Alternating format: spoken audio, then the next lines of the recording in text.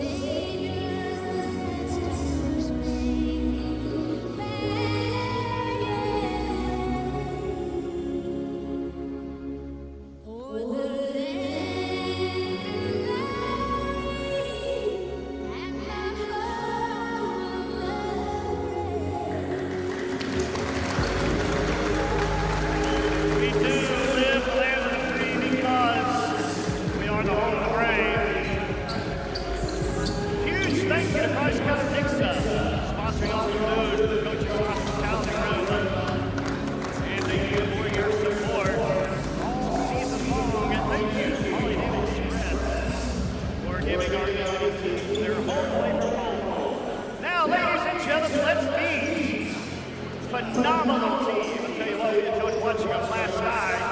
It's the Trojans from Park Hill High School.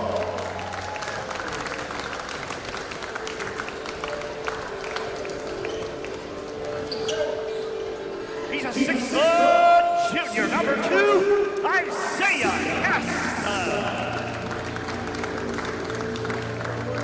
He's a 6'4" senior, number 10, Cameron Jones. He's a 6'1" senior, number 11, Hayden Horsma. He's a 6'4" junior, number 24, Donovan Broadville. And he's a 6'5" senior, number 35, Leo Gamer. Head coach for the Trojans, Chad Jones.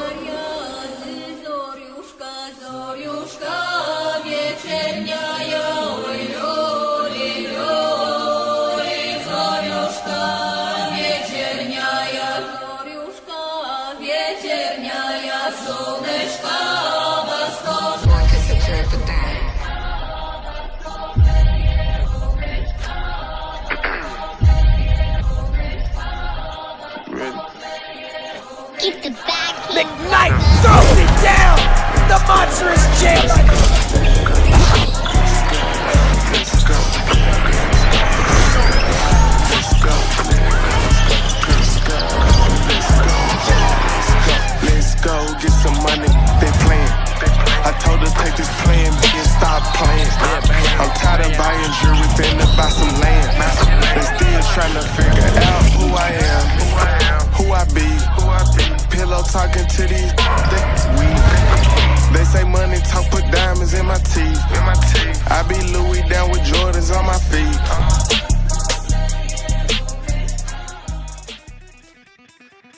Ladies and gentlemen, on your feet for the starters for your Nixa Eagles. He's a 6-foot senior. Kid can't shoot. Number 1, Bryce Foster. He's a 6-foot senior. Number 2, Keithon Flair. He's a 6-foot 1-inch junior. Number 3, Randy Flynn. He's a 6-foot 3-inch senior. Double ones on his back. Number 11, Chase Combs. And he's a 6-foot 4-inch sophomore. Number 21, Adam McKnight. Head coach of the Eagles, Brock Blancett. Tonight's officials, Darren Banner, Stacy Estes, John Sterling. Ladies and gentlemen, let's get ready. And we are moments away here from Eagles Fieldhouse on the campus of Nixa High School in Nixa, Missouri. It's the Park Hill Trojans out of Kansas City, Missouri, taking on the Nixa Eagles. Meeting at the line, we're going to have Gaiman and McKnight, Narco blaring through the arena, getting started. You're just now tuning in. I'm Brady Reton alongside my partner, Aiden Hopkins. And the tip is set, and it's away. Won by the Eagles. In control, here's Foster. Foster now setting up the offense. Cast on. Here's Flint. Bounce pass inside, coming off the screen. McKnight, he goes up over Gaiman, won't finish. Gaiman grabs the board, fighting with Foster. Here goes Caston, moving it up court. Caston over Gaiman. Coming off the screen. Taken away here by Foster. He's going to work in transition, pull it out beyond the arc. Met quickly by Caston. Screen brought on by McKnight. Lose control of the ball there. Foster, I think, was going to shoot. He was thinking about it. Here's Franville stepping up on Combs. Combs finds a hole, uses his left, falls short. One-hand grab by McKnight. McKnight spin move, uses that pivot foot. The floater won't go off the back iron. Rebound by Gaiman. Caston gets it up court. Borsmudge over Combs' hand, no good. Rebound by Flint. Kevon Flint now working in transition. He thinks about it. He's been scoring really well lately. Yeah, 5 is his last 6 from beyond the arc. He's feeling hot from three-point land. So here's that three-point shot, no good. Fighting for the board was Foster. He bounces off Caston's back. I mean, I thought Caston was out of bounds when he touched that basketball. Yeah, because it got dribbled off his back there, and he was laying flat on the ground. Moving around, here's Jones. Jones guarded by Jace Combs. Inside, the reverse lay will fall. Isaiah Caston on the board first. Strikes first. Isaiah Caston for 2. Yeah, Nixa getting some looks, just not hitting right now. This Park Hill team's really good at defense. They're going to have to battle for every bucket they want to get. Here's Combs. He fires away just a little bit too long. Rebound by Jones. Hits his outlet man, Franville, and he'll lay it in for 2. Timeout called by Brock Blancett. And this Eagles team comes out flat early. 6:05 left on the clock. Yeah, just going to be a momentum game. I mean, basketball's a game of runs, and Park Hill's going to start with one here. They're getting the looks, just not making shots. But Park Hill, their defense looks good so far. For sure, and they just need to get their best looks. I mean, 2 okay looks, in my opinion, from Combs and Flint. But the problem is guys, you have 35 seconds to find your best possible look. Once you find it, take it. And, I mean, I don't know if they were confident with those looks, but definitely I feel like some extra passes could be made. Yeah, Flint looks to be a little frustrated after missing that first three-point shot he had. We were just talking about how confident he's been feeling from behind the arc. 5 out of his last 6, now 5 out of his last 7. But adding the three-point shot to his game makes him a way more dangerous player on the court at all times. Here's Foster now, backdoor cut, gets it over Combs. Franville guarding Combs. He drives to his left. The floater off the glass, no good. Combs gets his own rebound, fading away off the glass, also no good. Rebound there by Jones. Jones is going to push it up to cast on. Here's Gaiman. He's hot from beyond the arc. Nothing but net. Leo Gaiman. Yeah, he's really good from that exact spot he shot from, so he's going to have to find a way to stop him. Randy Flint's three-point shot off the front iron, and usually he doesn't take too many threes, but when he does, it's on. Yeah, he's been really good from three this season as well. The Eagles team needs to get something going. No points through 3 minutes of basketball. Here's Boersma, the elbow jumper. His shot no good. Rebound by Kevon Flint. Yeah, Nixa needs a bucket here. They need to get on the board. Looking at about 3 minutes without a shot made. Here's McKnight now on the near wing. McKnight working his way in, kicks it over. Foster takes a contested three. That's off. Rebound by Jones. The Eagles come out 0 for 4 from beyond the arc. Caston finds an open lane. His layup no good off the hands of Combs. It will stay with the Trojans. Yeah, Nixa needs to get a bucket on the board. They're looking to almost be down 9 or 10 here. As Ty Kell's going to check in to hopefully give this Eagles team a little bit of a spark. You know, in this moment, I wouldn't be mad if Owen Seitz came into the game either. Yeah, Nixa needs something to fall. And, I mean, it looked like Foster got a little bit of Jones's face there. But no foul will be called. Here's Kellis for three. The high arcing shot won't go. Rebound Gaiman, 0 for 5. Now from beyond the arc. Here's three-point shot from Boersma, no good. One-hand snag by Kevon Flint. Now he's going to push it up court. Looks in the corner. Kellis thinks about it, drives baseline. A foul will be called there on Cameron Jones. Now we're going to see the walking highlight reel, Javon Washington, head to the scores table. Yeah, he's electric off the bench as well. He can bring a jolt of energy. Man, we saw like 3 highlight dunks from him last night. He can get up, so whoever's guarding him is going to have to watch their head. Yeah, I mean, he almost cleared a guy yesterday. I mean, it was unreal. It's pretty crazy. So Combs is going to be the up man. Pass in, taken away. Oh, getting tangled up. I believe that's going to be a foul on Jones. It's going to be a second. It should be a second foul. No, it's going to get charged to Adam McKnight.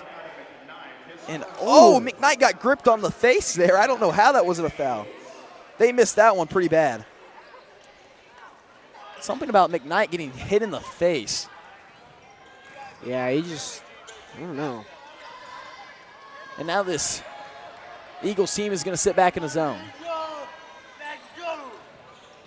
Leo Gaiman, he's hot, no good. He seems to only make him when he's right at the top of the key, which is weird to me.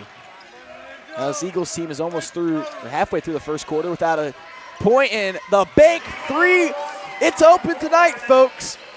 Bryce Foster for 3. Bounce pass inside. Gaiman posted up. He works away the little wraparound, and it's good. Yeah, I don't think that's illegal. I'm pretty sure you can't grip around. Another three-point shot, and the Eagles are catching fire. 0 for 5 on their first 5. Now 2 for 2 on the last 2. Just like that, it's a one-possession game. Yeah, Flint wanted a foul there, too. And Gaiman thinks about it, but McKnight meets him quickly. Jones now, a moving screen's going to be called. It'll be a turnover.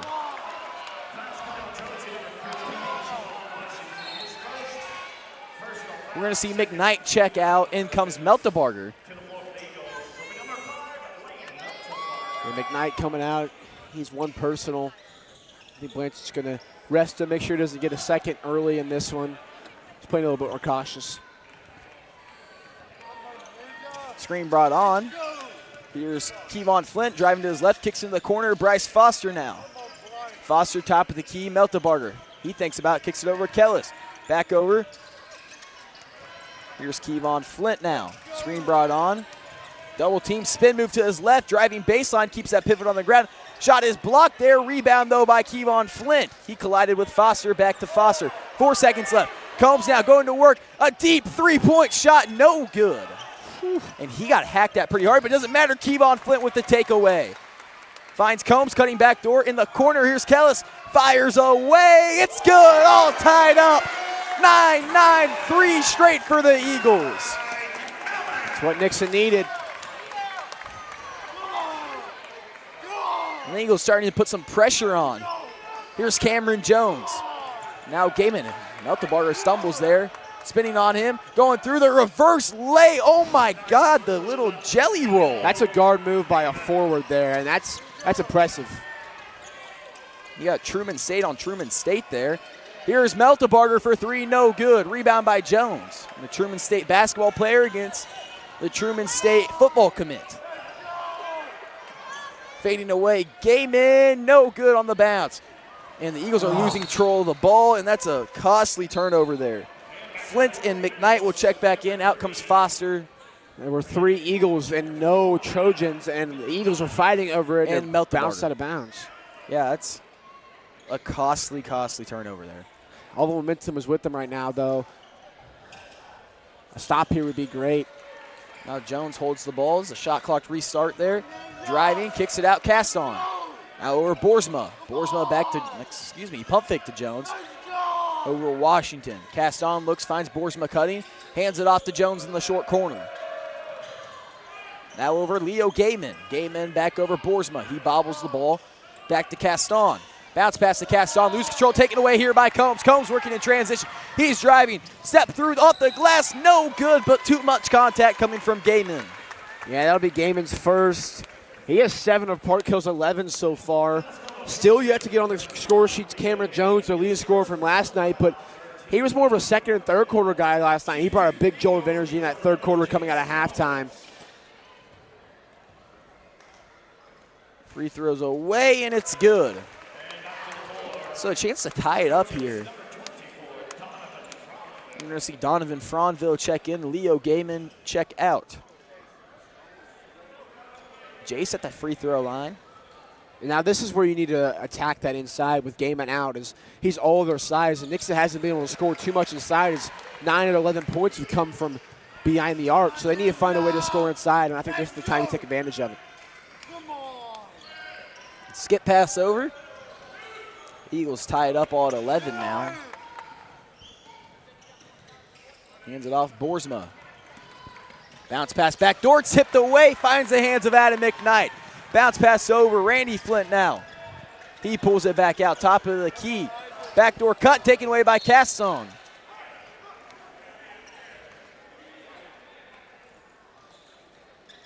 Yeah, so that was really well defended on that backdoor cut. They saw that coming from a mile away. Lucky to have the ball in the hands of the Eagles now.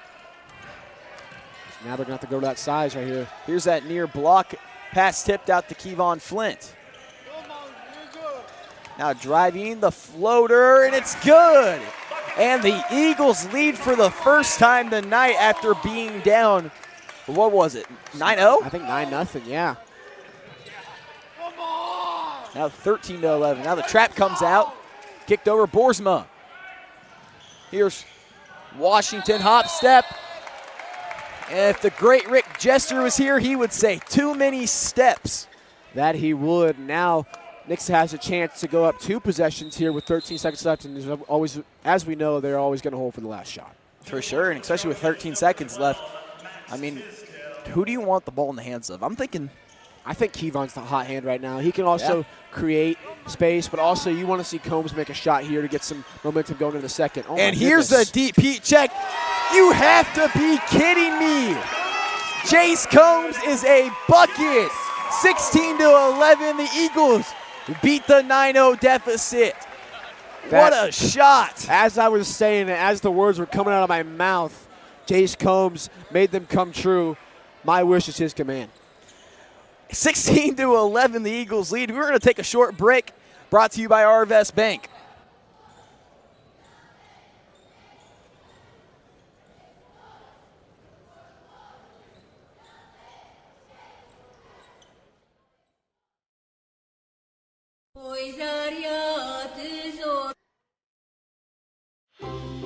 Arvest Bank believes in the power of serving others. That's why we're committed to working with those who serve our communities, from the ones caring for us every day to those shaping our tomorrows, the ones dreaming big dreams, celebrating their unique cultures, and discovering the power of financial freedom. Arvest believes that all communities deserve a financial partner who cares. Arvest Bank. We believe. The 98th Annual Nixa Invitational Tournament is brought to you by Arvest Bank, Price Cutter, and Holiday Inn Express. Thank you to everybody who makes this tournament possible. Arvest Bank being our host sponsor, along with Holiday Inn Express being our coaches interview, and then Price Cutter supporting the hospitality room. And it's 16-11, 7:55 left on the clock. The Eagles lead. We're going to see Wyatt Vincent check into the game. He had a big factor early on in that Parkview game with quite a few boards and assists. Yeah, Eagles coming off a 16-2 run in that first quarter, found themselves down 9-0 at some point with about midway through the first, and they turned it on to start the end of the first quarter. Here's Leo Gayman, kicks it out. Now moving around, Tisdale, Boersma picks up his dribble, and that's a shot clock violation. A big swing for the Eagles. That's defense right there. We're talking to Coach Blanson, I was talking to Coach Blanson in the hospitality room. He says that this team is one of the best defense team he's had. It's like they like to get down and dirty on defense, and especially when you have a team that's not full of size and stuff, you've got to play good defense because you're not going to get too many easy two-pointers. You're going to have to make as much stops as possible. Vincent bounce pass over, short corner, jab step, firing away. Jace Combs with another shot. And he is just nasty.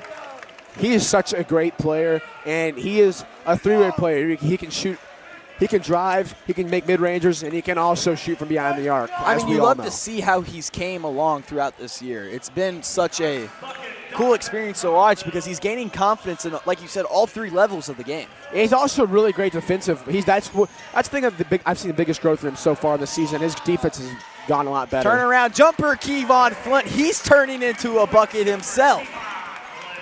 He's up to 7 on the night. Oh, and a kickball right there by Jace Combs. I thought kickballs had to be intentional. It was intentional. Oh, I didn't. All I saw was him get hit in the foot. I didn't see his extend. Well, here's that turnaround jumper here. That's beautiful. Give a glimpse of Shea Gilgeous-Alexander right there. Big Shea fan? Big Shea fan.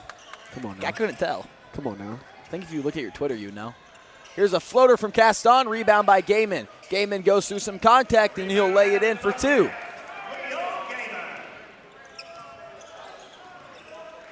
Gayman 9 of Park Hill's 15 so far. Step back 3, Kevon Flint nails it. Timeout called by the Park Hill Trojans. Kevon Flint gets it going tonight with 10 first half points. He has gotten so good at shooting that three-pointer. Man, there's an article just came out written by Pat Daly on the Christian County Headliner, and Kevon Flint talked about how he realized that teams were making him shoot the three-point ball because they realized that he was not confident from 3. He said that at the start of the season he was not confident at all. Just look at that step back all with ease, nothing but net there. He said he put his work in with the gun, which is a shooting machine, and he's gotten way better, and now teams are forced to step up on him. Yeah, and that's terrifying. That's terrifying. I mean, when you have a guy like, I don't know, Kevon Flint who can fire away from deep, and then you have to start guarding him, what are you going to do when Jace Combs gets the ball? You can guard him, but then you can't forget about Bryce Foster on the other side. Like, all around, the Eagles have shooters, and it's definitely a sight that you don't want to see. Kevon Flint getting hot. He had 21 against, or not Parkview, Willard, and then he had a great performance the other night against Parkview. Yeah, you also have Adam McKnight, who's slowly starting to add that three-point shot to his bag. He's not as confident as he would like to be, but come senior year, man, it's going to be scary. And there's a big block there by Jace Combs. And how easy Adam picks up things is unreal. He's like, yeah, I haven't touched a baseball bat since the fall when we did BP. He came in today to practice, and it took him maybe one round before he started smashing the living crap out of the baseball. It's like, I don't like you. How are you so good? And here's thrown away. Thronville driving in, kicked into the corner now. Traveling violation. Excuse me. What just happened? Yeah, the shot clock I don't think should have restarted. There we go. They restarted it a little too early. It was a rebound, not a steal. I thought he go. Wait, no, I mean it was a steal, not a rebound. Excuse me. It was tipped around, and I think they called it a rebound and said the ball hit the rim, but it never did hit the rim. It was kind of like a pass, got tipped up, and found Gaiman's hands. Good catch there by the referee crew there. I think it was Blanchett who started calling them out. So 7 seconds left on the clock. Here's Caston. He's going to be forced to take his three-point shot. It's away, around, and down. It's a tough bucket. It's a great shot there by Caston. Randy Flint now driving, kicks it over to his older brother, Kevon Flint. Going to work now. Kevon Flint steps back, thinks about it, drives to the hole. Uses that right off the glass, way too far. Rebound by Jones. Now he's working in transition. Taken away there by Randy Flint. Gaiman in pursuit. He goes up and lays. Oh, thought he laid it in there. I think he was going for the slam. I think he was going for the slam too, and I think Gaiman kind of caught him off. It's a great hustle play there by Gaiman. Here that comes, yeah. He was going for it. I think he caught him.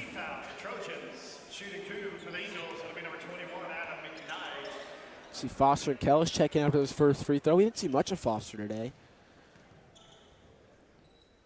It's fired away, and it's no good from McKnight.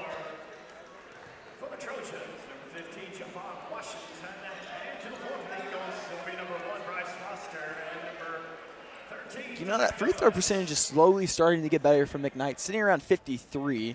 This isn't updated, though, I'm pretty sure, though. Oh, so we're missing the Parkview game? I think we're missing the Parkview game, yeah. I don't know how much he shot in that one, though. Free throw is good. He goes 1 for 2. It's improving as we go on now. Without the Parkview game, he's 49 for 92.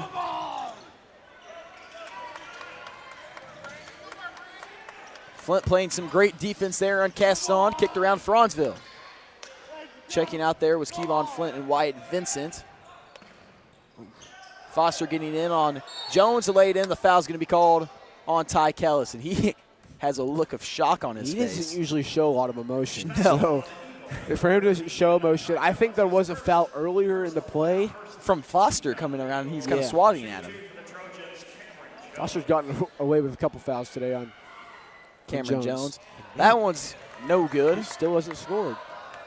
Which is crazy. He was the leading scorer. Was he the tournament leading scorer yesterday? Yeah, last night he had 25, which led the tournament in day 1. Second free throws away, and it's good. Jones will finally get up on the board. And one thing you see, Franville is not letting Combs cross half court with him without him being in his face. Yeah, Combs is getting face guarded by every team he's going to play now. There he is coming off a screen. Trying to look for some separation. Now McKnight. McKnight drive through on Washington. Kicks it out, Combs. Combs now going to work. Bringing around screens. Back over, bounce pass to McKnight. McKnight going to work. Goes with his right, can't finish. Now Caston coming up court. 3:52 left on the clock. Swung around the perimeter, Boersma. Over Franville. Franville to Jones. Jones now driving through the middle of the lane. He'll throw it up. No look, and he'll get it to lay. Tough bucket.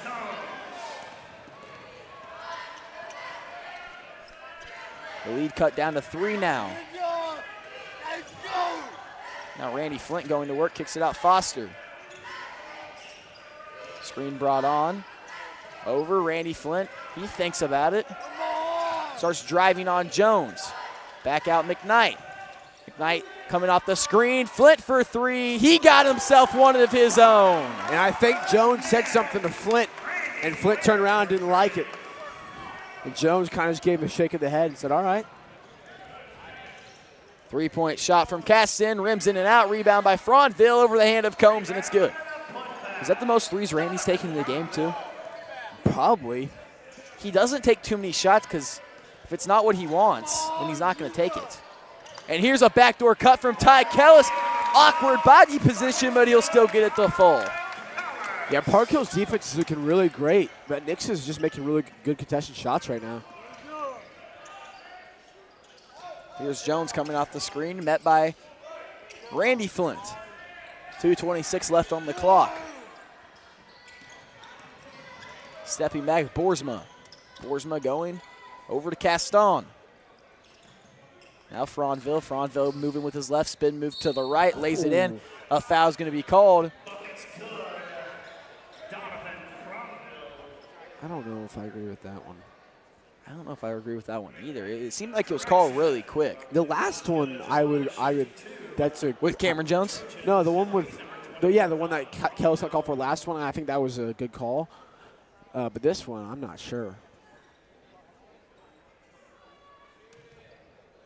Free throw away from Franville, and it'll fall short. Sure, here we go here.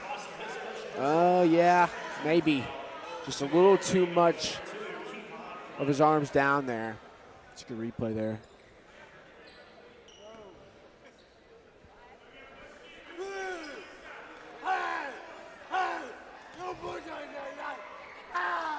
Free throw's fired away, and it's also no good. Tipped around.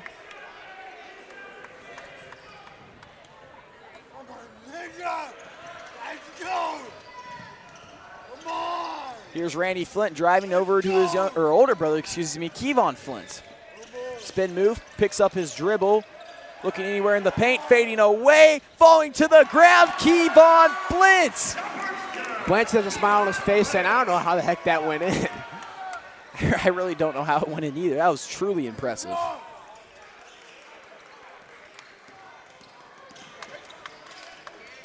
Boersma kicks over, casts on, pump fake. Foster now sets up on him. A minute 20 left. The Eagles lead by 8 points. I think Jace Combs' dad might be the most, what's the word I'm looking for? Positive? Yes. Encouraging. Poked away by Kellis there. He gets it up to McKnight. Encouraging is the word I'm looking for, man. He's calling every player's name. Great defense, clapping it up every possession. Here's Foster now, long two, picks up his dribble to Kellis in the corner. Kellis driving to the hole, moving, floater, awkward, and it will go. I don't know how he did that. That was super weird. Like his entire body was facing the bleachers, and there's Franville with the easy two. Was facing the bleachers, and the hand was turned sideways to lay it in. Yeah, I don't know. Nixa is just making a lot of tough shots these past couple of games.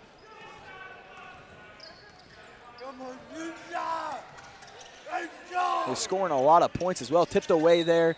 Remain Eagles ball. 12.3 second difference between the game and shot clock.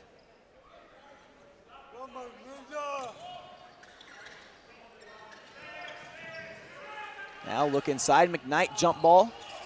He goes up. Can't finish. Tipped around. Rebound by Kevon Flint. Now there's no shot clock. He's going to set it up for the last shot.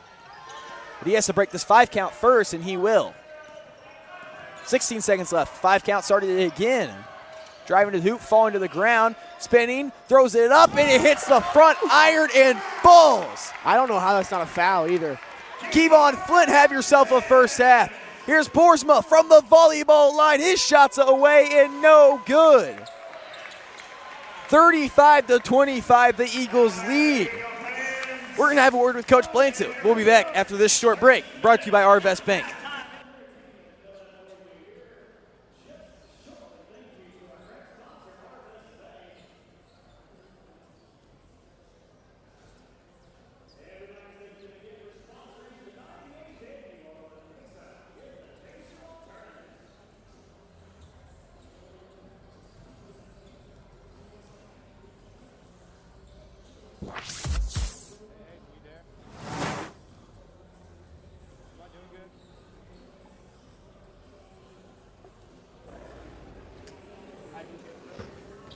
I'm DK Nelson here with head coach of the Nixa Eagles, Coach Blansit. Coach, you guys started pulling away in the second quarter, up by 10. What did you like out there?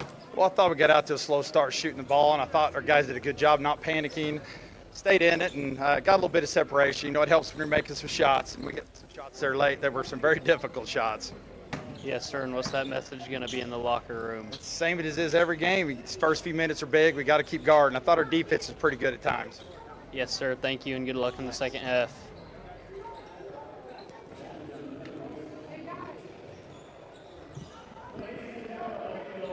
Wave your attention to the center of the arena. We'd like to thank Arvest Bank. We're going to play a game, and we're going to play knockout. So here we go. Thank you everyone for joining us tonight. It's such an honor for us to be able to be a part of this tournament once again this year. My name is Mackenzie. I am a mortgage lender here with your Arvest Bank, and we are going to play knockout with some gentlemen. So I'm just going to go through here, and if you guys will introduce yourselves, and we'll get started. Wyatt, Troy, Owen, Tanner, Mason, Kale, Henley, Drew. All right, it's on, boys. Let's go. All right, on me, guys. At the count, 5, 4, 3, 2, 1, go.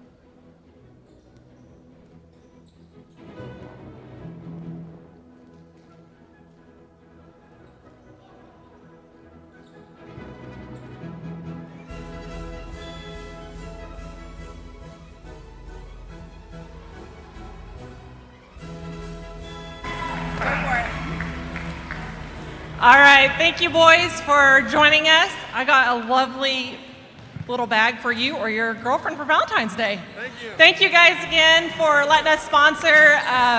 We sure appreciate it and look forward to it again next year. Thank you, Arvest Bank. They make all of this possible. What you guys don't see is each one of our athletes get a pizza or they get some sort of food after each game. Every athlete gets a shirt. The coach's hospitality room is off the charts.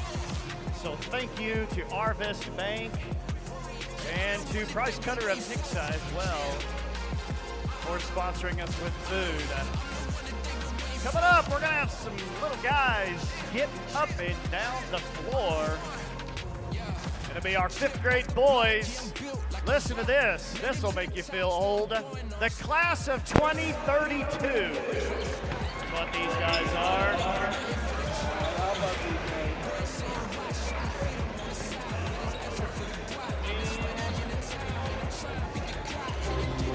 Arvest Bank believes in the power of serving others.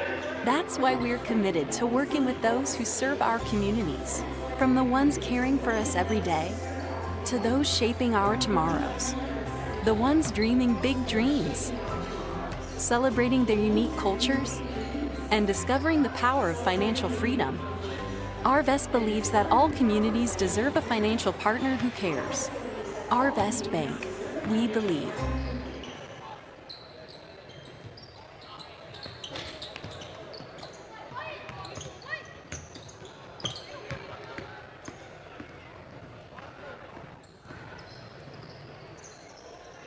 Bucket's good. didn't get his jersey number. Looks good.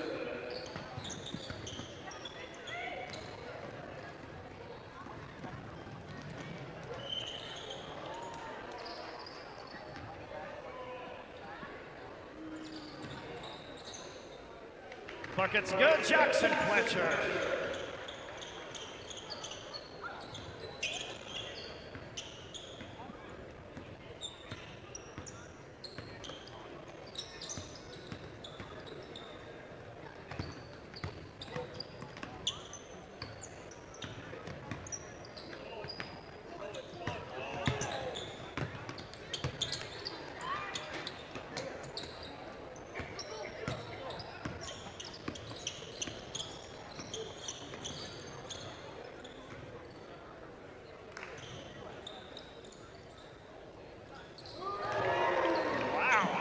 Bucket, Sander Tao.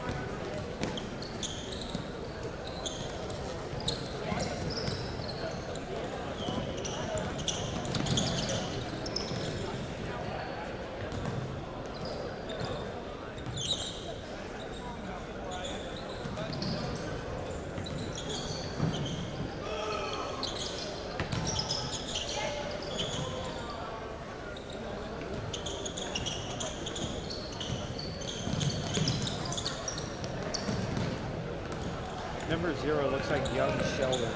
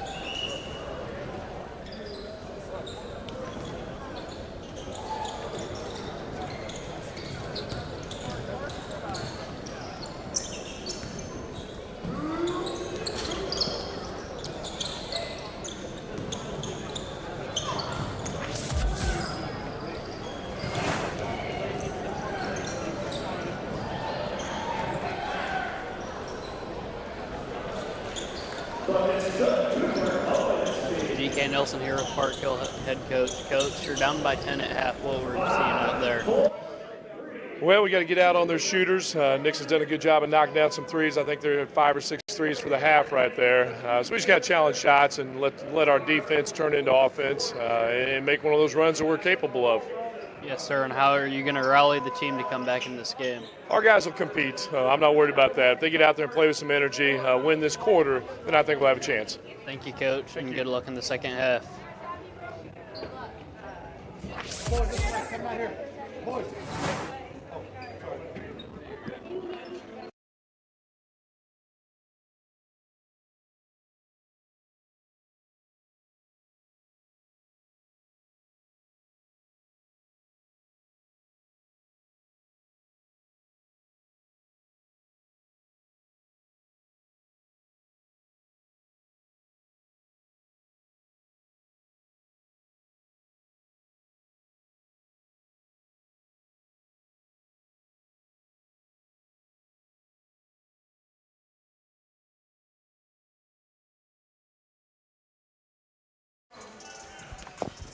35-25, the Nixa Eagles lead here at Eagles Fieldhouse on the campus of Nixa High School in Nixa, Missouri. It was a slow start for both teams. If you're just now tuning in, I'm Brady Reton alongside my partner, Aiden Hopkins. Aiden, 9-0 Park Hill turns into Eagles' 10-point lead at half. What happened? Keelan Flint is what happened, Brady Reton. 14 points. He's been absolutely electric from behind the arc. He's been really good finishing at the rim as well. So a lot of and ones that he thought he deserved that he didn't get, but he didn't complain too much. He just let the shooting do it, the talking for him. You know, like newly football commit, going to SBU, there was a lot of question of where was he going? Like, what was he going to do? Was he going to play basketball or was he going to play football? Everybody knew this kid is a collegiate athlete, and he's really shown. I mean, how good he was, or is, excuse me, at basketball. He's shown. He just really locked in on improving his three-point shooting the past couple of weeks. So he's been really good about it, and he's done really well. For sure, let's not take away from Jace Combs as he's having himself a pretty good start to the game as well. 7 points, but he's been working his butt off on that defensive side of the ball. But, I mean, Park Hill came out firing. It looked like there was no stopping their offense for a few possessions. And then, I mean, we talked about how Coach Blanton said, hey, guys, this might be my best defensive team I've ever coached. And it really showed there for that last 14 minutes of basketball. Yeah, they forced shot clock violation, which is really uncommon, especially they forced a shot clock violation where a shot didn't get off, which is even more impressive. Usually they kind of throw one up at the last second. They didn't even get one off because they didn't have a look. So that's just how great their defense has been for Nixa. I mean, for sure, we're coming down to the final seconds before the start of the second half. The Eagles looking to, take home the championship tomorrow if they can pull out this win. And that's not an easy task either, man. They're facing a gauntlet in Rogersville as John Schaefer. Don't even say Rogersville though, because Winnetonka. Winnetonka could easily win that game. A powerhouse as well, but either one, whoever they play, is going to be hard. But especially if they get through, if Rogersville gets past who they want, man, it's going to be tough. Yeah, either way, it's going to be. Yeah, like Winnetonka has a lot of sides as well. Which can gauntlet. Same with Rogersville. And Combs is going to step out of bounds. It's going to be a turnover on the first possession. And, you know, we talked with Wyatt earlier. I got to talk with Wyatt earlier during that first broadcast. He said the first 2 minutes of every half sets the tone to the game. It clearly didn't set the tone to this game because we saw how that went. But it could be setting the tone right now as the Eagles turn it over to start. Park Hill capitalizes. Yeah. Now driving to the right. Here's Randy Flint. Hop step through a lane. Foul will be called. Send him the line to shoot two. And if that's no, I thought that Cameron Jones had 2 fouls. He only has 1, but it's not even going to go to him. It's going to be going to Cade Borsma. I don't know. That's a tough one. That is a tough one. Randy Flint 3 for 8 from the line. Looking to improve that percentage right now. He takes a deep breath and fires away. The first one's good from Randy Flint. Yeah, Eagles have been kind of rocky at the free throw line, but I feel like that's been the storyline for Nixa the past 5 years, it seems like. Yeah, for quite some time. Second free throw is good, makes him 5 for 10 now. The Eagles remain with a 10-point lead. Here comes Isaiah Caston to bring it up court. Looks over Leo Gaiman. He's driving baseline. Steps back, thinks about pulling the trigger. Borsma now. Got a mismatch now, but Foster quickly switches off of it.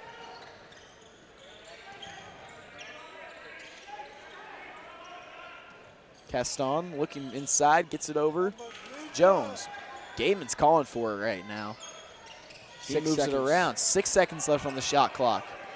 Here comes Casson looking for a shot, driving in. The floater over Combs will fall. That's tough. Can't do much about that. That was a great screen there by Gaiman to get the separation for Caston. Coast to coast, Randy Flint with the easy 2.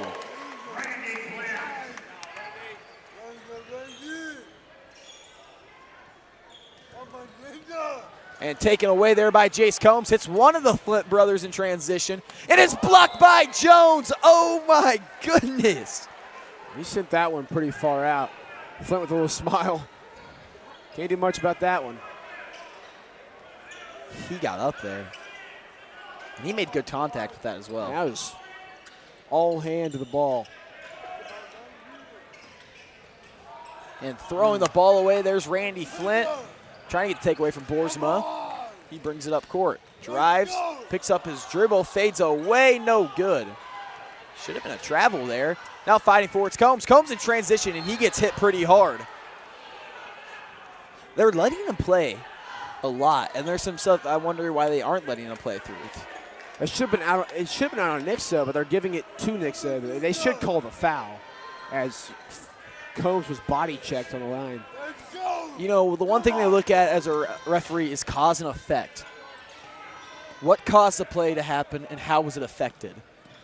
And here's Randy. Kevon Flint, he's blocked again, pinned off the backboard by Jones.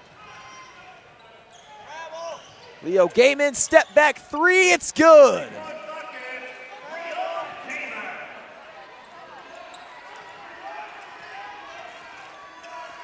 And just like that, it's a 7-point game. Screen coming from McKnight. Flint driving in, kicks it in the corner.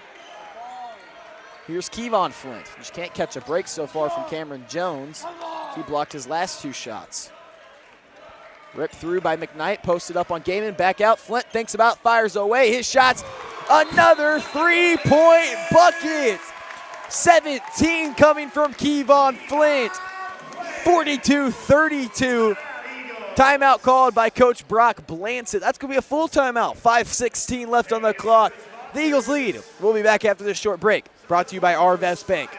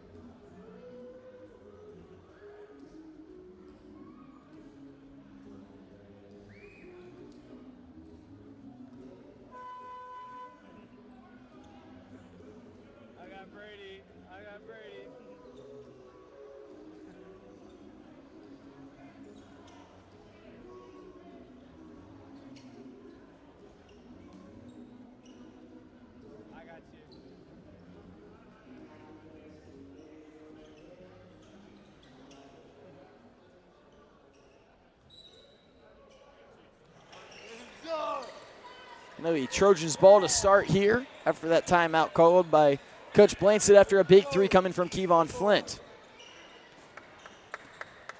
Castong hands it off. Boersma picked it away here in transition. Randy Flint goes up and lays it in. I think the whole Jim's heart dropped there for a minute. I think he did that for Blansett. And Flint tries to pick that one off. Jones hop step through the lane. Tucks under, Franville lays it in and one. One thing to mention is Addy McKnight has 1 point right now. But he hasn't been needed that much. Like, there's games where he is needed, and Gaiman's a big guy, so he's really taking control, but he hasn't been needed that much. The three up from beyond the arc is what's truly been needed. Yeah, Flint's really Randy Flint, well, both Flint's but Randy Flint's also really stepped up on the offensive side. I mean, he's only averaging 4 points a game. Right now he's sitting at 9. He's been really great on the offensive side of the ball, as well as defense per usual.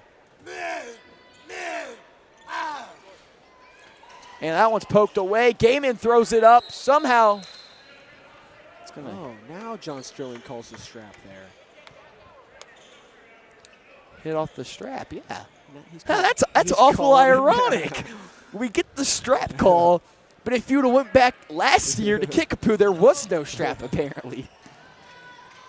It's all fun and games.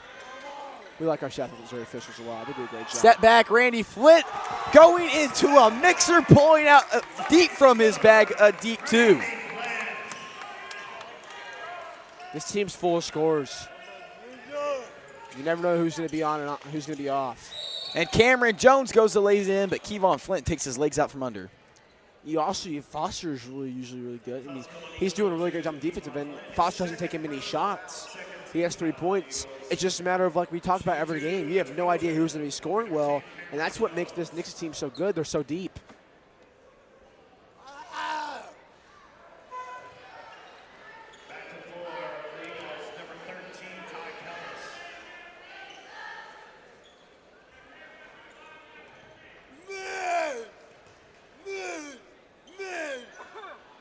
Free throw is good.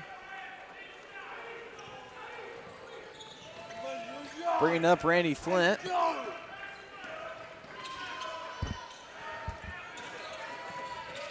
Spin move from Kevon Flint. Back over to Randy Flint. Backdoor cut, and McKnight can't handle it.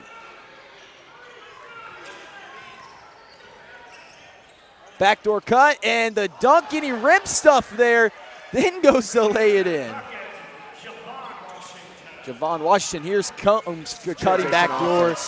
And, I mean, the goggles are unlocked, a little backdoor cut. And a great look there from the Eagles. That's great transition offense from the Eagles. Didn't let that 2 get to their head too much. Got back on offense and went to work.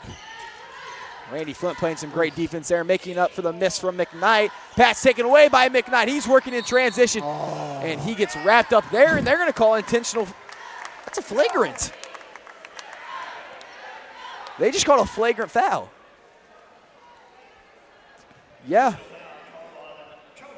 So that's going to send McKnight to shoot 2 free throws. It's going to give the Eagles the ball. It's the same thing as a technical, but just it's a flagrant. That's a big foul there for the Eagles. Yeah, they didn't want McKnight to throw it down on him, so. Free throw away from McKnight, and it rims in and out. Yeah, Chad Jones pleading his case to the officials there. And that's a really uncommon foul. You don't see that much. Free throws away, and it will roll in off the backboard. The Eagles get the ball back, too.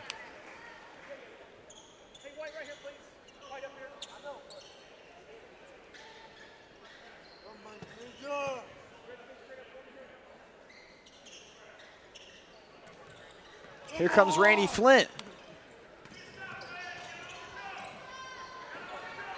Moves it around, Combs to Kellis. Over corner, Flint. Flint brings it back out beyond the arc. Uses McKnight as a screen, settles and fires away. 3-point shot. Make it 3 from Kevon Flint. 20 points here in the third quarter. And a traveling violation is going to be called, and all the momentum is on the Eagles' side. Timeout called by Coach Jones. A 14-point Eagle lead, and Kevon Flint is doing his thing tonight. And he is 2 points away from breaking his career high, which he had just set a week ago on January 21st against Willard. I mean, he's been really, really great recently. I mean, yeah. When you gain that confidence, how do you stop him? You can't. I mean, he has been really great all year, and I mean, man, it's such a great thing to see. When you have a guy that athletic, though, you can't really do anything about it. They cut through the lane so easily. He fires away from deep. He is a scary sight, and he's a force to be reckoned with. Yes, he is, and Parker's going to have to figure out something out because they're down 14 right now, and all momentum's with Nixa. Chad Jones looks like he's pleading with his team in that huddle right now. Because, I mean, if you had told me, like I said, I mean, maybe I'm just underestimating this Eagles team. Like, just maybe I'm underestimating them to a point. But I have full confidence in them. But the fact that they are going out here and doing this is absolutely insane. And this is what excites me the most, is that Nixa plays districts in this gym. They play districts in this gym, and if they are shooting like this, they're going to be a tough out in districts. Yeah, they checked. I mean, they keep this up. I don't think a team could beat them in districts. I mean, you talk about best teams in the area, you got to start arguing for the Nixa Eagles. A kickapoo game on February 11th looking real big right now. I know McKnight is going to keep dribble and kicks it over. Jace Combs fires away from three, no good. Combs has 9 tonight. Caston moves it over Gaiman. Gaiman met quickly by Combs. Jones fires away, no good. Goes up and lays it in, also no good. Tipped around, finds Caston. Here's Jones cutting through the lane. He throws it up with his right. Fighting for the board is McKnight. It's going to be out of bounds or remain Trojans basketball. Blansett just said a jolt. As he clapped so loud that everyone could hear it, he was frustrated. It kind of sounded like a clipboard just got snapped in half. He is never. And I know Coach Ferguson's on the bench, and he likes breaking a lot of clipboards, but he doesn't have one in his hand, so it can't be him. Here's Kevon Flint working in transition. Pulls up, fades away with his left hand, can't finish. Rebound by McKnight. He's going up the lane, and it's good. McKnight now up to 4 points.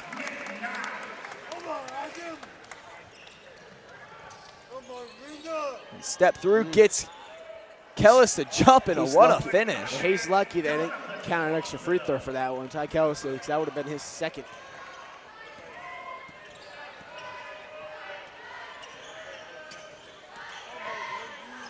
Here's Jace Cone firing away. His three-point shot just rims in and out. It's there. They're really good shots. Just one of those days. Inside shot is blocked there. A foul's going to be called. Ooh, tough one. It's a rough one. Yeah, I don't know. Did he get the hand there? Here's that replay. Let's see if we got the hand. This is actually on the other end. That's McKnight. If we can get the one on the foul, that'd be nice. But, I mean, a tough break there. Is this it? Here's this. Maybe.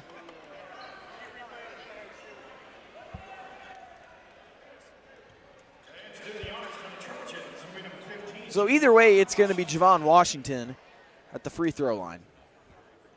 He's logging a lot of minutes right now. His free throw's fired away, and it's no good. And, you know, it's like stadium pulse is through the roof when you have Crawford screaming at you right now. It definitely makes it a lot harder when you have superfan Crawford screaming at you. Don't you agree?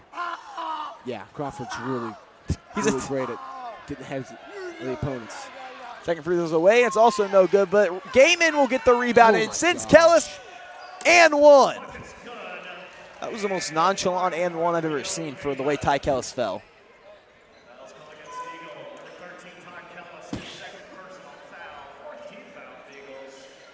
It's a great job by Gaiman getting under Kellis' body there.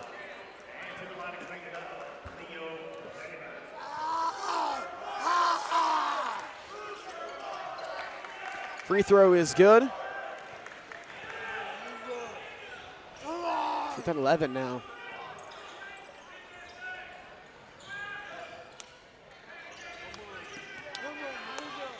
Ty Kellis for a three, and that's off. Rebound, hands it off. Vincent goes up through some contact, can't finish.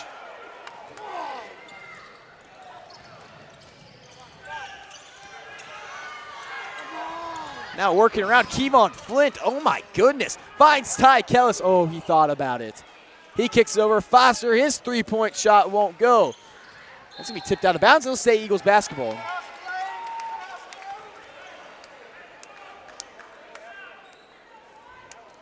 Combs, McKnight, and Randy Flint on the bench right now. It's a crucial scoring part of your lineup. But Kevon Flint thinks about it. He drives to the hole, fading away. The bucket is good. Career high. And a new career high for Kevon Flint in the third quarter. He's just been so good recently. He's been killing it.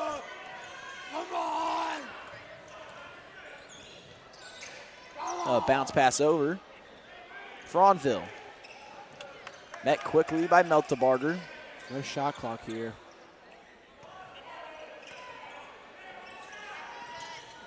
Settles and fires away. Casts on, no good off the back iron. Rebound by Gaiman. At the buzzer, no good. The second opportunity, also no good. And he is very upset with that one. Not too happy about that one at all. Gaiman has 17, but Kevon Flint just a little bit better. 22 of the 56 Eagle points. 56-43, the Eagles are leading. We'll be back after this short break, brought to you by Arvest Bank. Arvest Bank believes in the power of serving others. That's why we're committed to working with those who serve our communities, from the ones caring for us every day to those shaping our tomorrows, the ones dreaming big dreams, celebrating their unique cultures, and discovering the power of financial freedom. Arvest believes that all communities deserve a financial partner who cares. Arvest Bank, we believe.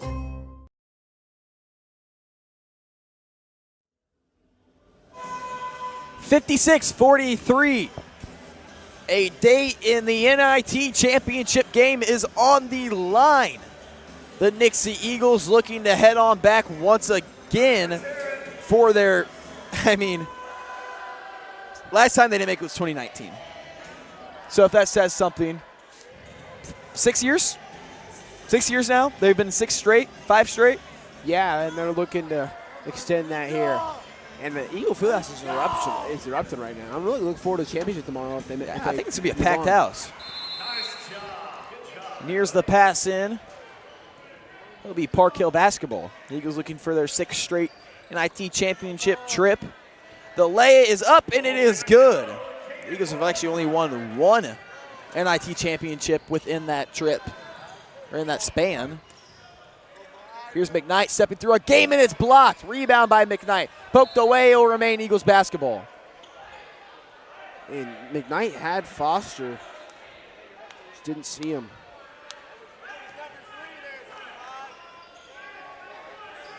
The pass in, here's Combs. Screen brought on by McKnight. Cameron Jones stepping up on him. Drives through the lane, fading away. The jumper, no good. A little too far. Here's Boersma moving up court. Jones thinks about it, looks inside. Vincent pokes away. Franville lays it in, no good. His second chance will go in.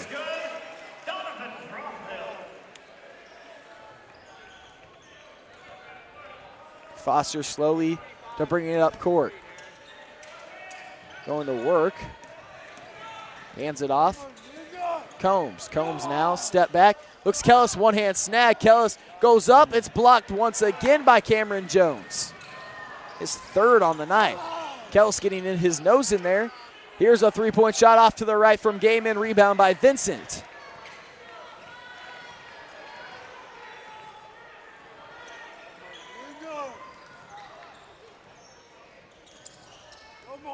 Screen brought on by McKnight. Driving.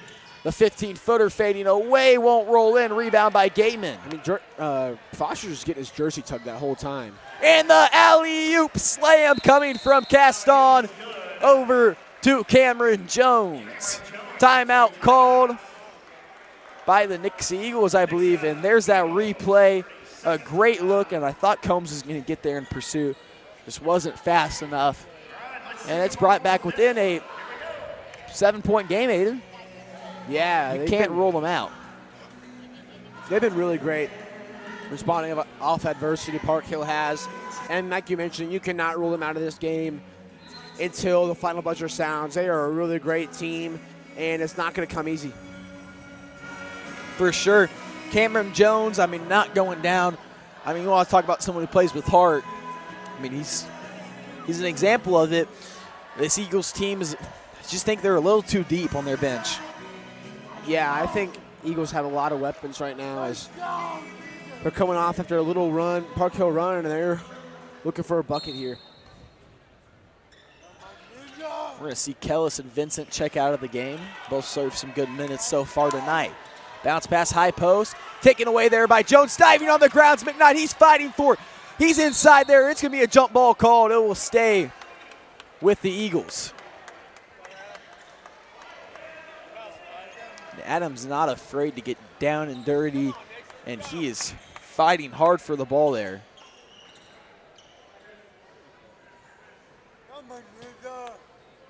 Here's Randy Flint to pass it in. Kevon Flint beats his man. Now brings it back out beyond the arc. That was a good pass from Randy Flint out of the time. That was perfect. Cut back door. Here's Adam McKnight, excuse me. And that would have been a huge and one if he would have finished there. I think this entire building would have lost their mind. The place would have exploded today. And I think Adam McKnight would have had the most energy out of everybody. And he definitely would have got up, Flex, and scream. It's the McKnight special after an and one. Said he'll settle for a couple shots at the free throw line. The first one's away, and it's no good. Hey, the plus about tonight, Aiden, you can't hear a pin drop in here anymore. No, it's really loud in here today. Well, you can if you're right next to the mic. So. Second one's fired away, and it's good. 5 for McKnight.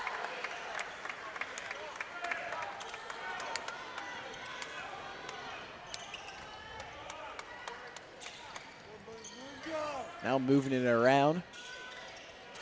Pass taken away there by Randy Flint from Caston. And Jones is distraught at that turnover right there.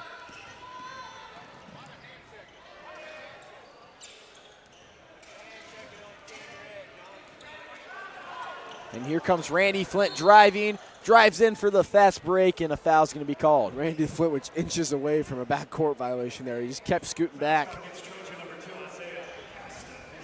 And you kind of heard the fans a little roll. They'll be like, oh. Now it's thrown into the backcourt for Randy Flint. Come on! Now coming around off the screen, Foster over Combs. Combs settles and fires away. No good off the back iron. Here's Gaiman now. Step back, thinks about it, hands it off. Boersma for a three. Falls short. And soaring through the air is that Randy Moss or Cameron Jones. Now the 15-footer, also no good. Washington goes to lay it in, and it's good. Yeah, Nixa can't get a rebound now. Now it's down to 6. Yeah, Cameron Jones there doing the little Randy Moss drill, grabbing the ball, pulling it behind his head for a good rebound. Timeout's going to be called by the Park Hill Trojans, and we're going to step aside for a short break. Brought to you by Holiday Inn Express.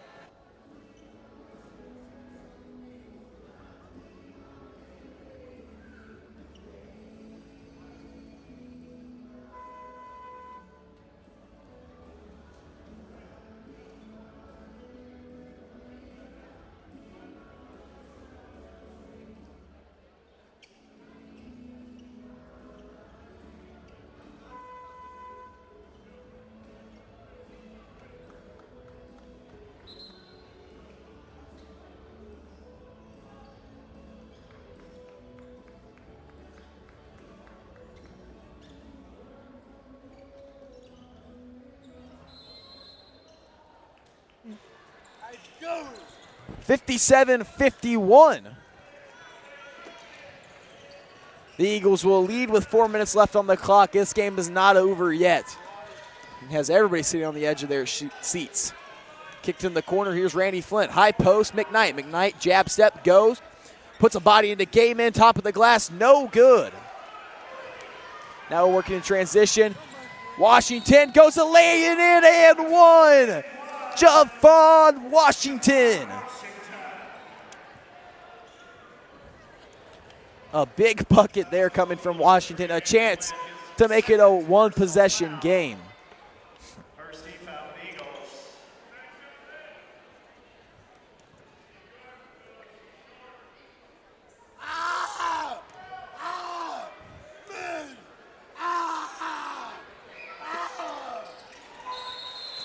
Free throw is good.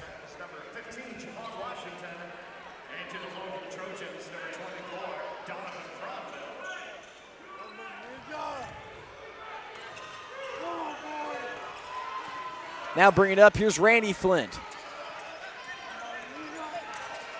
Now going to work. Hands it off. Bryce Foster. Going to work. Kevon Flint. It's taken away by Gaiman.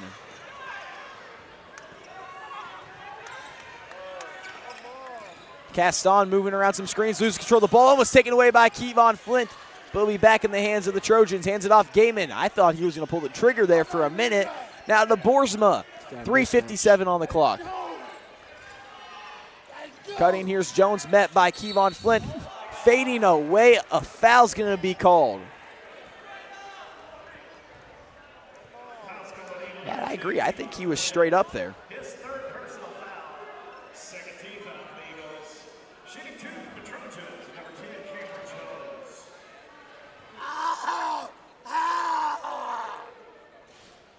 Free throws around and down.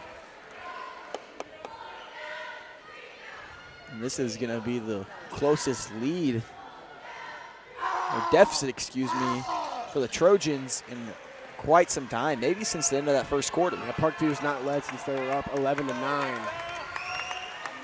The Eagles fans getting back on their feet, trying to bring some energy into Eagles Fieldhouse. Randy Flint driving baseline. He kicks it over Jace Combs. 3:37 left on the clock. Here's Jace Combs going to work now. We saw this, that step back three once again, no good. Rebound by Gaiman.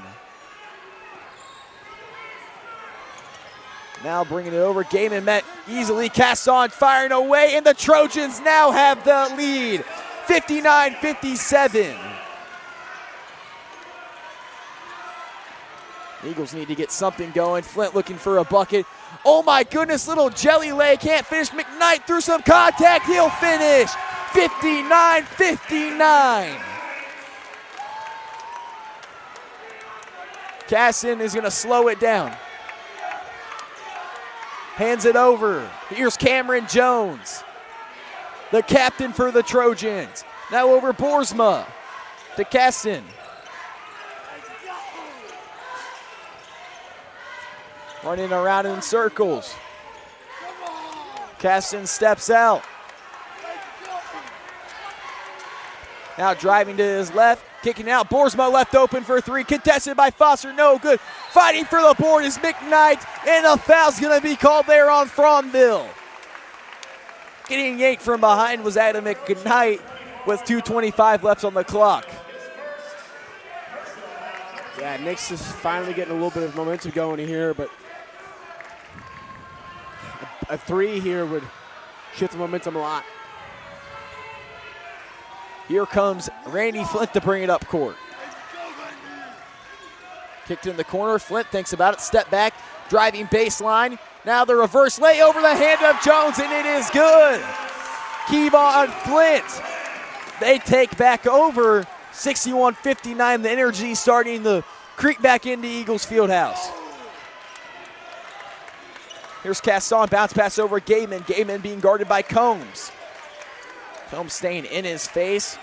Jab step, 17 seconds, goes to his right, steps through. The left hand, can't finish, rebound, tuck, and getting in there. That's gonna be a jump ball. Kevon Flint's in there. A great play there by Flint getting his hands on the ball as Fromville was going up. That whole Park Hill bench wanted a foul, but the Eagles are not settling for it. Yeah, this is a big possession here. Huge.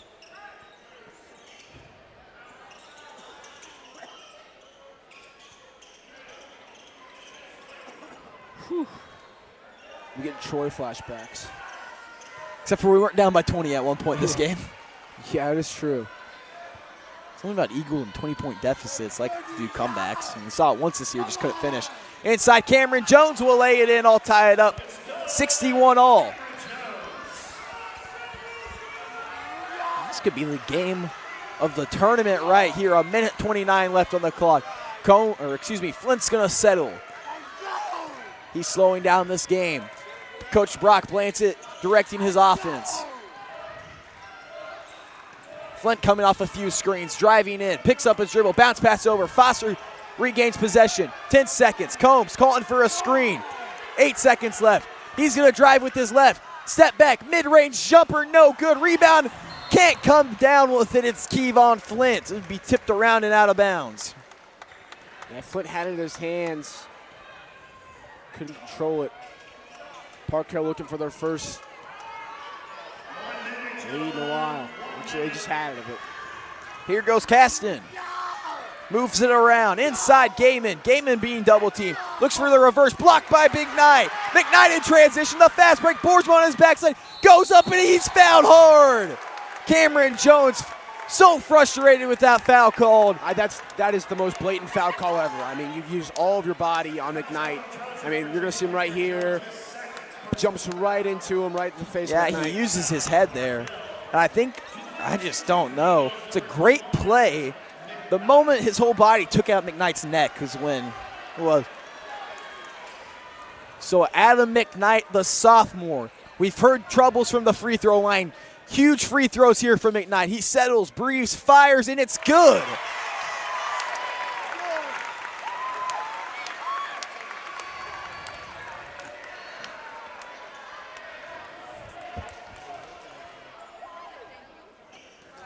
McKnight at the line, black eye and everything. The second one's fired away, and it's gonna fall in. 2 for 2 from the sophomore, and those might be some of the biggest free throws in his high school career so far. Timeout called by the Nixa Eagles. 63-61, 46.1 seconds left on the clock. Folks, don't leave your seats. We have a good one on our hands. We'll be back after this short break.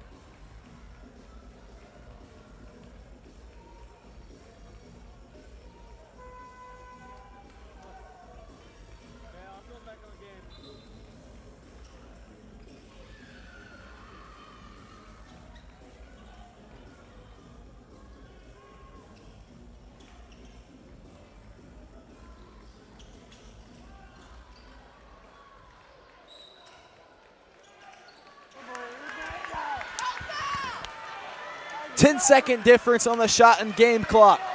63-61. Everybody on the edge of their seat here in Eagles Fieldhouse, me and Aiden included.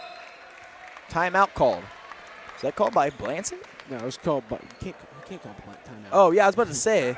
I saw him standing up. I saw Jones. I couldn't even see him over there. It doesn't reset shot clock, though. No, it doesn't. So there's still that 10-second difference. Still trying to get a look. And they're just trying to get a look at what's going on. So Eagles, if they do get the rebound, if there's a missed shot, they do have one more possession. I think you have to foul right away. You're at 4. They're in the bonus. Who do you want to hack, though? McKnight looks pretty confident at the line right now.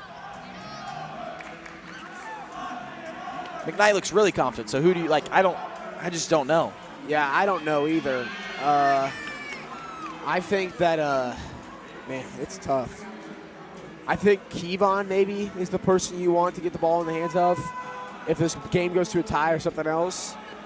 Kevon Flint, maybe Jace Combs. I know he hasn't had the biggest night, but he's still, I mean, he's your best offensive guy. And I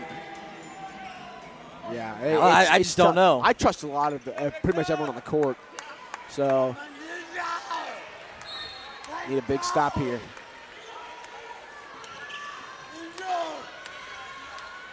Here's Caston. Moves it around, throws it out of bounds. It's going to be a turnover. Eagles basketball. There won't be a shot clock. They're going to have to foul. And they still have, I got one foul. And Kellis is going to, Kellis is not going to check into the game. He had a smile on his face. I think he's a little confused. They're going to try to get a 10-second violation here. If not, they're going to foul. And Flint will break it. He's getting hacked around. Finally, the foul's going to be called. Boersma not too happy with that call. It'll be John Sterling on that one.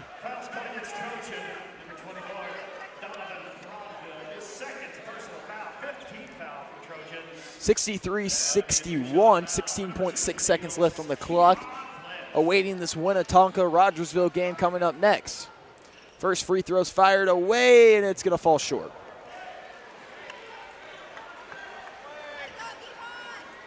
Kevon Flint with 24 points.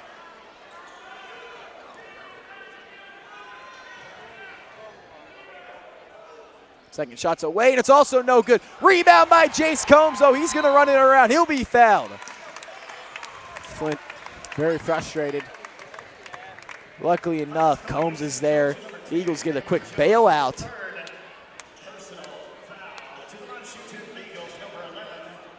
And you have to make one. Right now the mentality is you have to make one. At least. Hopefully you make that first one so the pressure's off. Cameron Jones getting a little talkative and getting a warning from the referee there. Free throws away, and Combs drill it. It looked short for a second, and I was really scared. You get flashbacks to like Republic West Plains game. Timeout called by Coach Jones. Icing him. That now I'm really getting. This is exactly what Republic did. So tie game, one shot, free throw. There's no time on the clock. So if he makes it, game's over. And if he misses, they go to overtime, and they call a timeout to ice him, and he airballs it. And that just shows how important free throws can be as West Plains went on to lose that game. But West Plains was a free throw away with literally zero time on the clock, so there was nothing they could do different. 64-61, 13.8 seconds on the clock. And, you know, the Eric Michelle special. Why not have a dance cam at this time? Important semifinal game. Let's have some fun with it. The Park Hill scorekeepers are also dancing right now. Just 64-61, having the time of their life right now. I think Crawford's having fun too, aren't you, Crawford? You having fun? Yeah, he gives us a big nod on his head. Oh, there's Crawford right there. Look at him. He's dancing and celebrating. Hoping for an Eagles victory.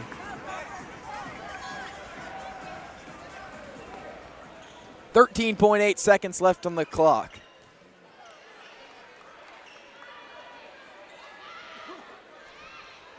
Jace Combs at the line, a chance to head to the NIT championship game. The free throws missed. 12 seconds left on the clock. Randy Flint's going to pick him up. Gets it over. Gaiman. Gaiman in the corner. Three-point shot cast in. It's good. And they're going to come out of press, but Combs, he's going to move up court. Driving. Step back. Three-point shot. It's going to fall short. Folks, we have overtime. 64-64, the end of regulation. Isaiah Keston forces a 4-minute overtime here at Eagles Fieldhouse. We're going to step aside. This break is brought to you by Arvest Bank.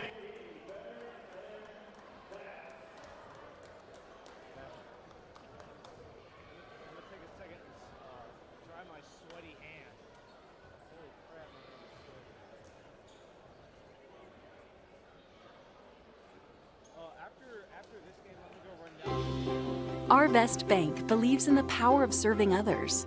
That's why we're committed to working with those who serve our communities, from the ones caring for us every day to those shaping our tomorrows, the ones dreaming big dreams, celebrating their unique cultures, and discovering the power of financial freedom.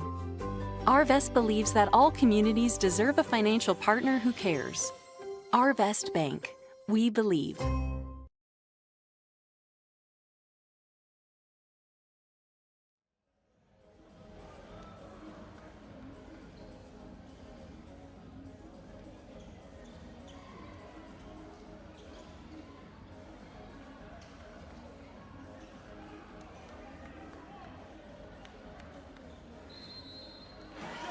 Gaiman and McKnight at the line. Tip is away, and it's won by the Trojans.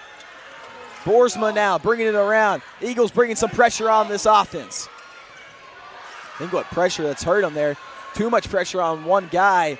Left Casson way wide open in the corner. Here's Gaiman. Looks inside, taken away there by Flint. Flint's going to work in transition. He'll work inside, looks for McKnight. He can't control it. Finally brings it in, kicks it out. Here's Kevon Flint, spin move. Brings it back out beyond the 15-foot line. Breaks the count. Drives to his right, finds a hole. Posts it up on Caston. Gaiman reaching in, grabbing it, taking away there. And he gripped his arm pretty hard there.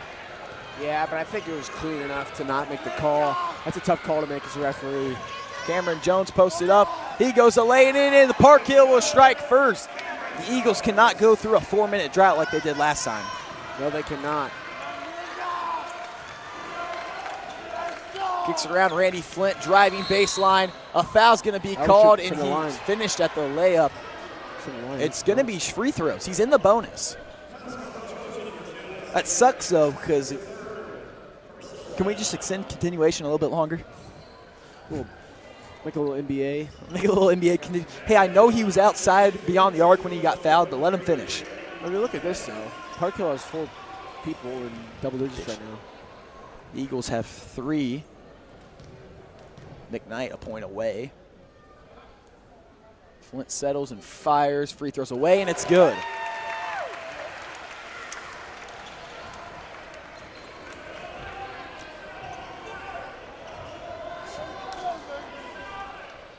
.259 left on the clock. Second free throw. Fired away, and it's also good from Randy Flint. 4 for 4 on the day.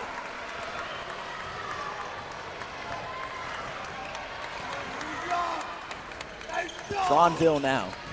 Holds all beyond the arc. A foul's going to be called, and it shouldn't be called on Jace Combs, but it will be. John Sterling looking right at the play, didn't call the foul. To me, the guy under the hoop. You can't just see a body fly and call it. I mean, you got to see with your own eyes. Because, I mean, there's zones. Yeah. And I started to officiate some youth basketball. I started to learn some more stuff. Gosh. But there's zones. I learned that there's zones. And usually when the guy over there on the wing is looking down, his zone is that little third right there. And the guy under the hoop made the call.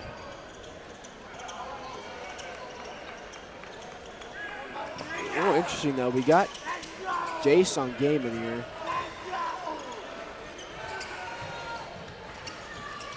Cutting back door. Jones is blocked there, and another foul's going to be called. It'll be Combs' second foul. It'll send Gaiman to the line. Excuse me, not Gaiman, Cameron Jones to the line.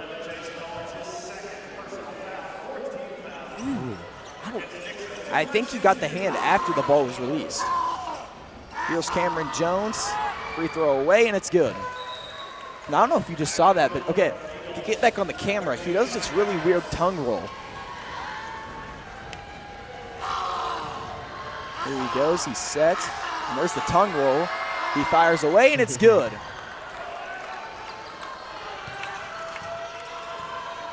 He's a little superstitious. Yeah, everybody's a little bit superstitious. A double screen brought on. Here's Jace Combs. Thinks about the 3. Hands it over. Kevon Flint. Flint now spinning around. Gets it over to his brother, Randy Flint. Screen from McKnight. Drives to his right, step back. Hands it off McKnight. McKnight going to the hole on Gaiman. Back out Kevon Flint. Drives baseline. Goes a lane. It's blocked by Jones. And Jones is going to bring it up court now. 2:06 left on the clock, 68-66. A foul's going to be called there on Randy Flint for reaching in. Caston's going to get sent to the line.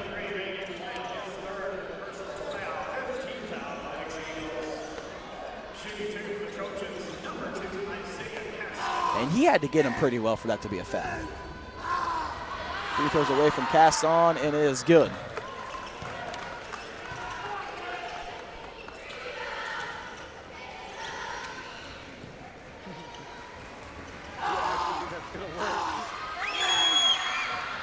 Second free throw is also one.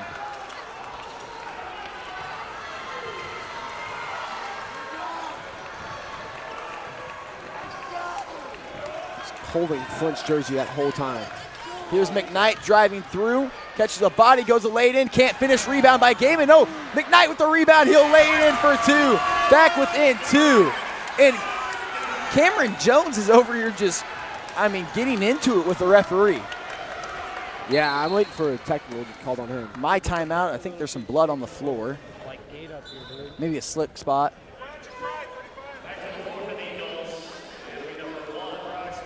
And we saw a lot of emotions coming from Gaiman the other night, but they're really getting high in this overtime game. He throws his hands up asking for the foul. Can we get that replay one more time?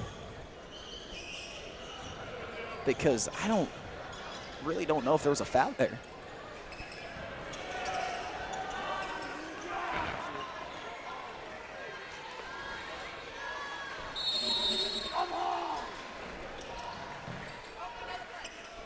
Timeout called by Coach Brock Blancett, 70-68.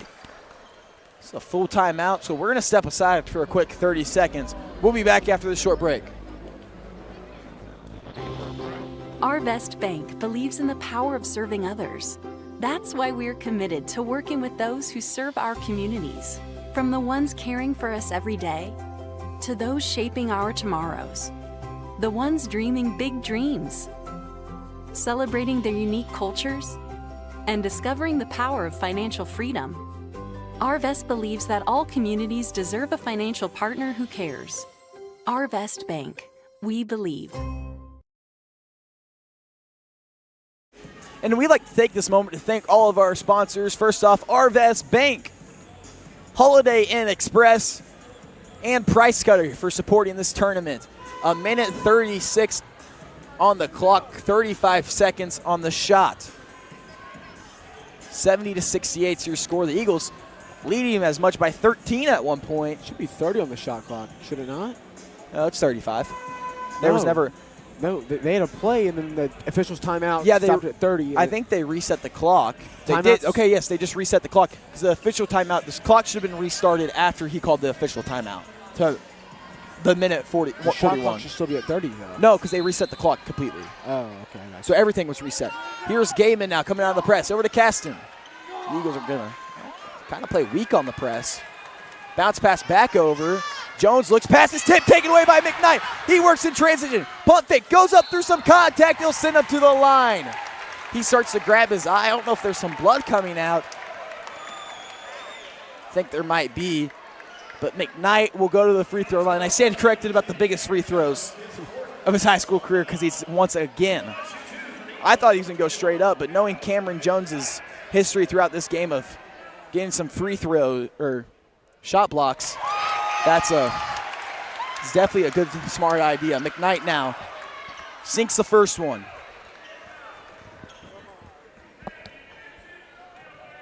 Second free throw from Adam McKnight. It's fired away, and it's good. He capitalized at the line. 70-70. Adam McKnight, big two shots, gets it over Jones. Jones to Franville. The Eagles coming out in a very aggressive press. Top over, Caston. In the corner. Thinks about it. The D-up champs coming from the bench in the student section.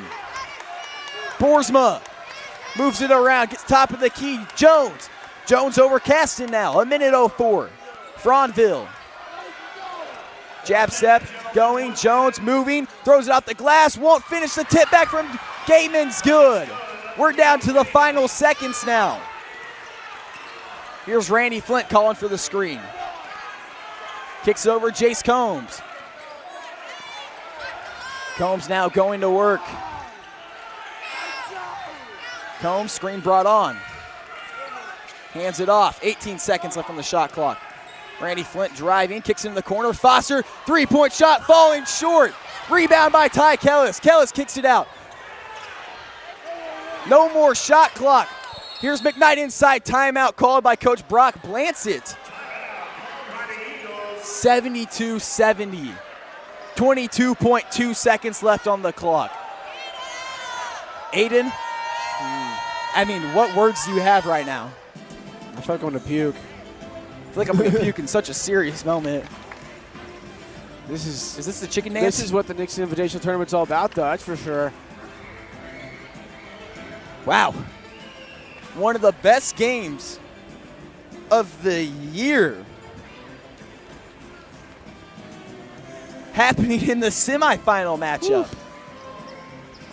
Rogersville and Winnetonka were waiting patiently as they were about to take the court, and then Caston said, no, I don't think I'm done here yet.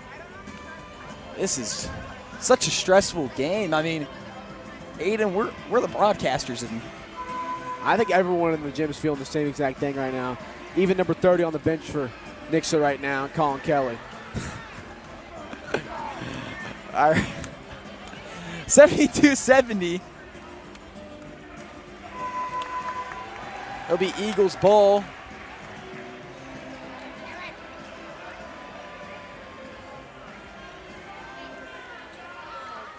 I think every Eagles fan stressed out here. Been in this position before. Kicked over. Bryce Foster now. He's losing control. Back over Combs. Combs now settles. 13 seconds left on the clock. Looking for some space. Drives in. Step back. Three-point shot from Combs. No good. Fighting for the board. It's going to be Gaiman. He'll be fouled hard, though. It's going to send him to the line now. 6.5 seconds left. Gaiman is going to have to drill both of these, and he's one of the best shooters in this gym. 19 points on the night.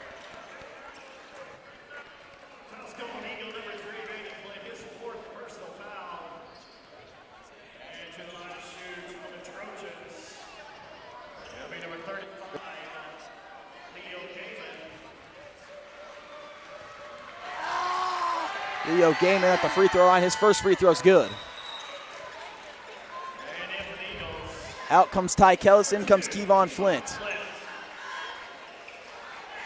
The Eagles could be handed their second loss here. Second free throw's away, and it's good. Here's Kevon Flint moving fast up court. Throws it up, no good, and that will do it here at Eagles Fieldhouse. 74-70. The Park Hill Trojans will head to the NIT championship game, topping off the hosts, the Nixa Eagles. The Eagles coming off a high after beating Parkview.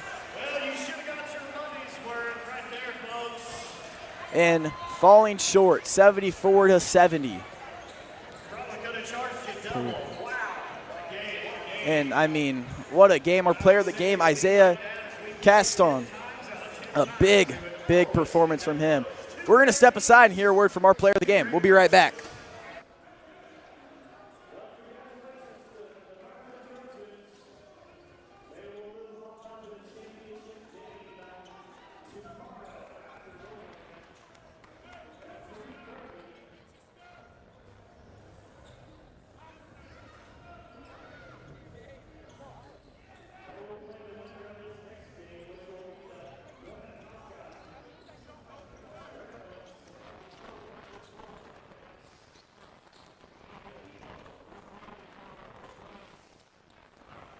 And we're back here after a great game there by the Park Hill Trojans. They advanced to the NIT championship game.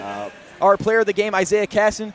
I mean, what's going through your head on that last shot? I mean, moving down court, you know, hey, game's on the line here. I have to make this shot. You were left wide open. What was going on? Yeah, I'm just glad my teammate Leo trusted me, wide open.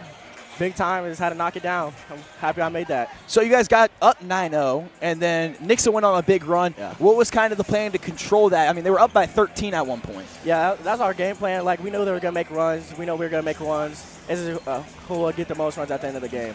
And, I mean, what's kind of like the emotions going through you? I mean, in an overtime game, they're always high. Oh, yeah. Crowd's all hype. Game's hype. Fun environment. Ready to play the championship game tomorrow. Of course, great game. Thank you. We'll step aside and be right back.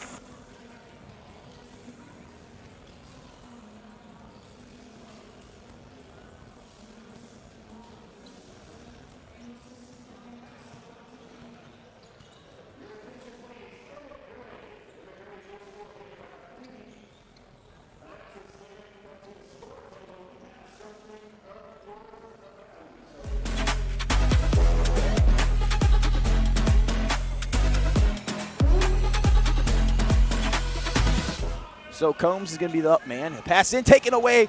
Oh, getting halfway through the first quarter without a point. And the big three It's illegal. I'm pretty sure you can't grip around. Another three-point shot. Finds Combs cutting back door in the corner. Here's Kellis. Fires away. It's good. He's driving. Step through off the glass. No good, but too much contact coming from Gaiman. Yeah, that'll be game. Now driving the floater, and it's good. I mean, you love know. to see how he's came along throughout this year. It's been such a... I've seen the biggest growth in him so far this season. His defense has gone a lot better. Turnaround jumper, so far. Step back three, Kevon Flint. So far. Step back three, Kevon Flint. Here's Caston. He's going to be forced to take his three-point shot. It's away around in transition. Taken over by Randy Flint. Gaiman in pursuit. He goes up and lays. Oh, looking anywhere in the paint. Fading away. Falling to the ground. Kevon. Again. Driving to the hoop. Falling to the ground. Spinning. Throws it up and it hits. Clark gets to go. The first 2 minutes of every half sets the tone to the game. It clearly didn't set. It's one of the Flint brothers in transition. It is blocked by Jones. Oh my. Leo Gaiman, step back three. It's good. Knight posted up on Gaiman. Back out. Flint thinks about, fires away. His shots. Another transition. Randy Flint goes up and lays it in. We like our shot reserve officials a lot. They do a great job. Step back, Randy Flint.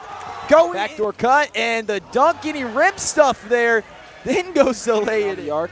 Uses McKnight as a screen, settles and fires away. Three-point shot. I mean, Foster's just getting his jersey tugged that whole time.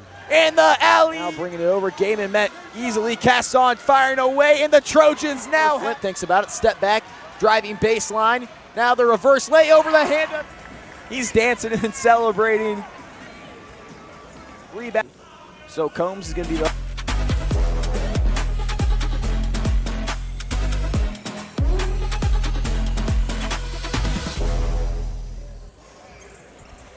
And thank you, everybody, to watching this edition of Nixa Eagles NIT Basketball.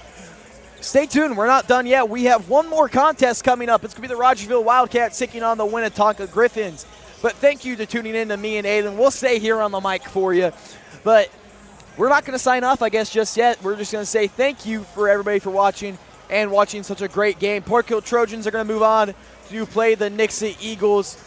Or excuse me, they move on to play the winner of the Rogersville Winnetonka game. So stay tuned, folks. Me and Aiden will be back here shortly.